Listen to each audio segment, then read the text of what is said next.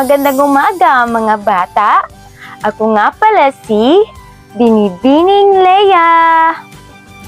Kamusta kayo mga bata? Magaling at kayo ay nasa mahusay na kalagayan.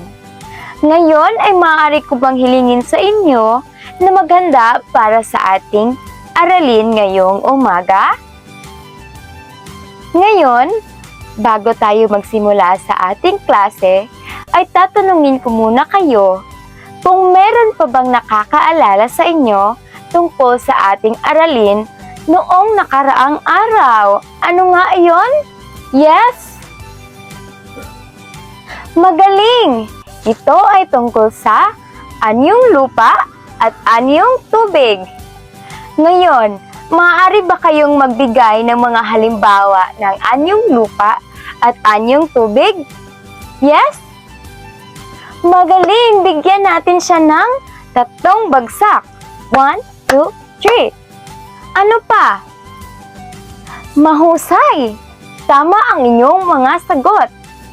Ngayon ay magsisimula tayo sa ating susunod na aralin.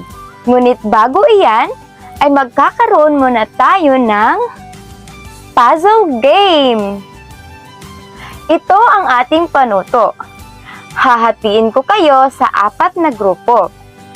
Bibigyan ko ang bawat grupo ng mga hinahati-hating mga larawan at kapag sinabi ko na ang go, ay magsisimula na kayong ayusin ang nasirang larawan. Maliwanag ba mga bata? Magaling!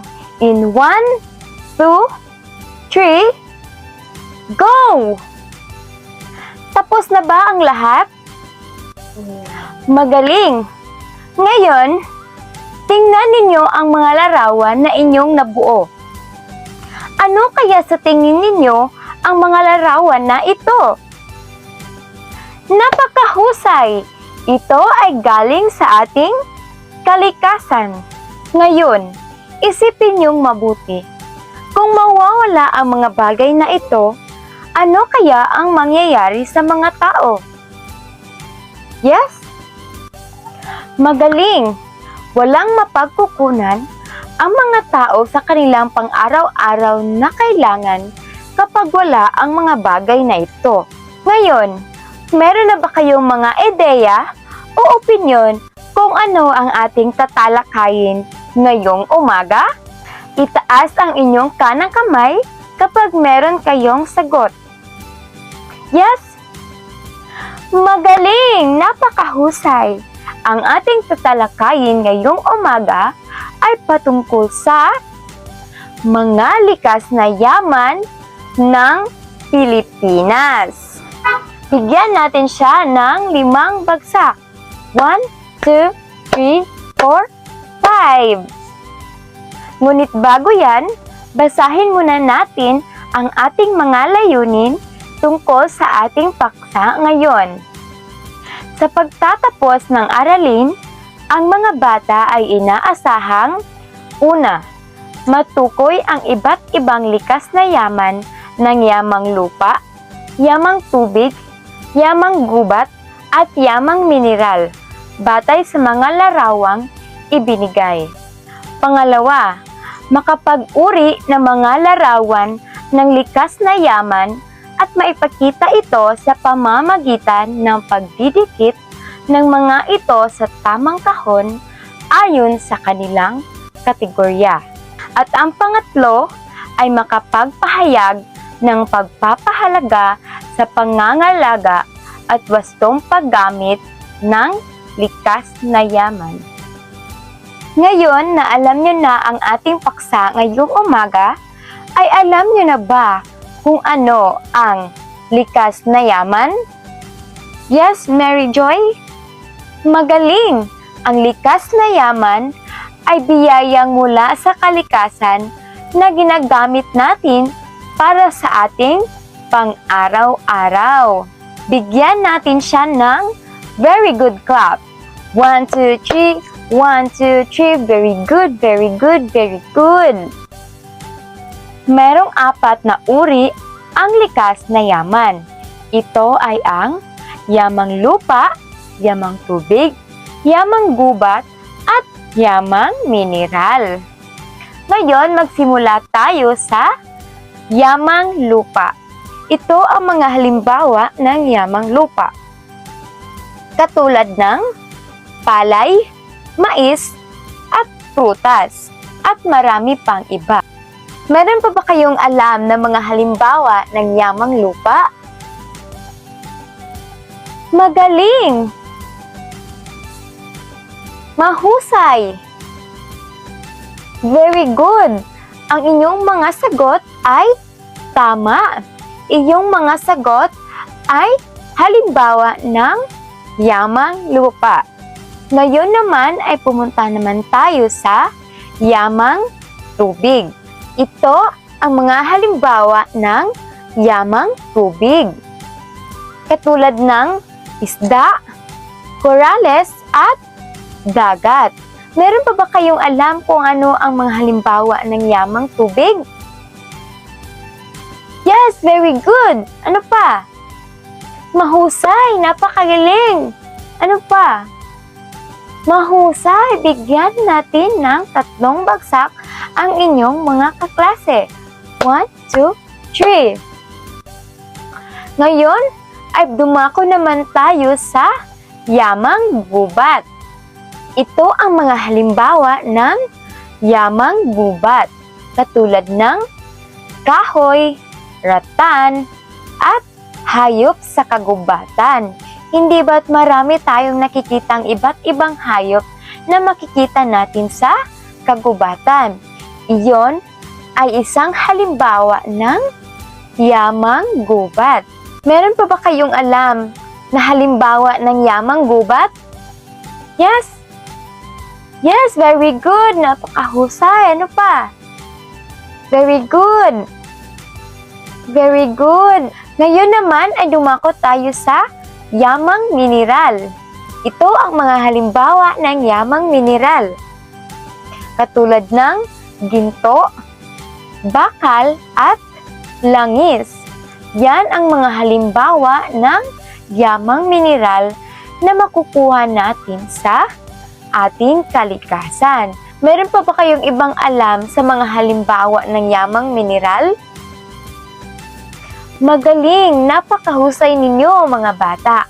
Bigyan natin ang ating mga sarili ng 5 bagsak.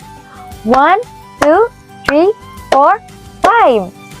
Kung talagang naintindihan ninyo ang ating leksyon ngayong umaga, ay meron akong ipapakitang mga larawan. Ano kaya ito? Very good! Saang uri ng likas na yaman ito nabibilang? Magaling, Christian! Bigyan natin siya ng very good clap. 1, 2, 3, 1, 2, 3. Very good, very good, very good. Ano naman ito? Magaling! Napakahusay mga bata. At ito naman ang ating pangatlong larawan. Magaling mga bata. Ito ay galing sa yamang gubat.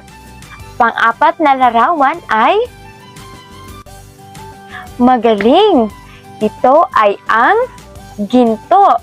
At ito ay galing sa yamang mineral.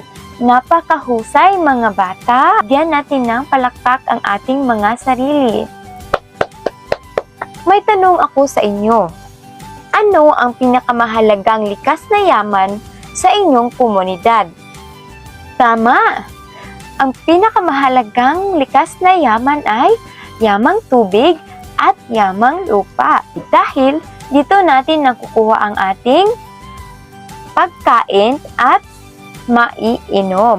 Dahil ang mga bagay na ito ay ang pinakauna nating kinakailangan para sa ating sarili. Pangalawang tanong, bakit kaya mahalaga na pangalagaan natin ang mga likas na yaman? Tama! Napakahusay ng iyong sagot. Ano pa? Mahusay, magaling. Ano pa? Napakahusay ninyo mga bata. Ngayon, alam ko na pinapahalagahan niyo talaga ang ating mga likas na yaman. Kung talagang naintindihan ninyo ang ating leksyon ngayong umaga, ay magkakaroon tayo ng pagsusuri. Para sa parehong grupo kanina, ay bibigyan ko ng mga larawan. Pagkatapos ay iuri ninyo kung anong likas na yaman ito na bibilang. Pagkatapos ay ipapaliwanag ninyo kung paano natin ito napapakinabangan. Naintindihan ba mga bata? Magaling! Ngayon ay magsimula na kayo sa inyong gawain. Tapos na ba mga bata? Magaling! Ngayon ay magsimula na kayong ipresenta ang inyong mga ginawa. Magsimula tayo sa unang grupo. Napakahusay mga bata! Talagang alam na ninyo kung ano ang ating leksyon ngayon. Ano nga ulit ang likas na yaman? Magaling! Ang likas na yaman ay galing sa kalikasan na ginagamit natin sa ating pang-araw-araw na buhay. Ano-ano naman ang 4 na uri ng likas na yaman? Magaling! Yamang lupa, yamang tubig, yamang gubat at yamang mineral. Bakit naman kailangan itong pangalagaan? Napakahusay! Bigyan natin siya ng 5 bagsak. 1, 2, 3, 4, 5. Para sa inyong individual na gawain, ay bibigyan ko kayo ng isang answer sheet. Pagkatapos ay inyong sagutan ang nakapaloob na gawain. Paano to? Ididikit ninyo ang mga larawan na aking ibinigay kung saan ito nabibilang. Pagkatapos ay isulat ninyo sa kanyang gilid kung ano ang pangalan nito. Katulad ng ganito. Sa pangalawang gawain naman ay isusulat ninyo ang inyong refleksyon tungkol sa kahalagahan ng wastong paggamit at pangangalaga ng likas na yaman. Maliwanag ba mga bata? Okay, very good. Ngayon ay dumako na tayo sa ating takdang aralin. Ito ang inyong magiging takdang aralin. Naway naintindihan ninyo ang ating leksyon ngayong umaga. Sana ay marami kayong natutunan at inyong dalhin hanggang sa inyong paglaki. Maraming salamat sa inyong pakikinig mga bata. Hanggang sa muli. Bye-bye!